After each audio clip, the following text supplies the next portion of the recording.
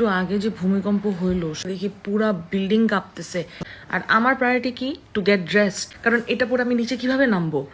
ওড়না বের করলাম। গতকাল শুক্রবারে ভূমিকম্প এমনভাবে ডলল যেন ঢাকার ভবনগুলো বলছে, ভাই একটু থামো, আমরাও তো মানুষ, মানে কংক্রিট।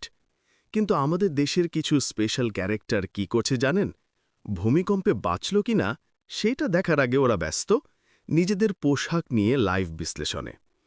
এক সেন্সেশন ভাই তো ঘোষণা দিলেন, আমি হাফ প্যান্ট পরে বের হয়েছি, মানুষ ভূমিকম্প বাদ দিয়ে আমার দিকে তাকাবে। ভাইরে, তোমারে দেখলে ভূমিকম্প শক খায়। এত আত্মবিশ্বাস কোথায় পায় রে এরা? আর এক আপা তো পুরো ফ্যাশন কাউন্সিল খুলে ফেলেছেন। এত বড় ভূমিকম্প, আমি এই ড্রেস পরে বের হলে মানুষ কি বলবে? আরে আপা, মানুষ তখন সিঁড়ি খুঁজে না পেয়ে ব্যালকনি দিয়ে নেমে যাচ্ছে, আপনার ড্রেস দেখে কেউ কোর্ট বসাবে? তারপর দেখি স্বাধীনতা টিমেরও প্রবেশ। স্বাধীনতার পোস্টের নিচেই শর্টস বিকিনির সাফাই। মনে হচ্ছিল ভূমিকম্প নয়, ঢাকায় ফ্যাশন ওয়ার ফাইনাল রাউন্ড চলছে। আরেক দল তো রীতিমতো লাইভ খুলে বলছে, ভাইয়া দোয়া করেন, ভূমিকম্প আমাদের তুলে নিয়ে ফেলতেছে।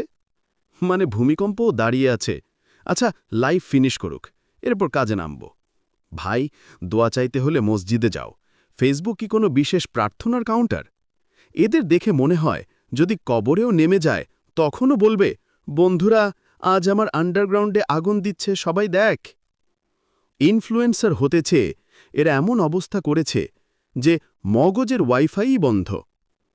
এদের শেষ দিনেও যদি হাফ প্যান্ট আর বিকিনি পড়ায়া দাফন করে কবর থেকে লাইভ করা যেত তাহলে বেশ ভালো হতো। এরাও নাকি এদেশের ইনফ্লুয়েন্সার, শালা আবাল।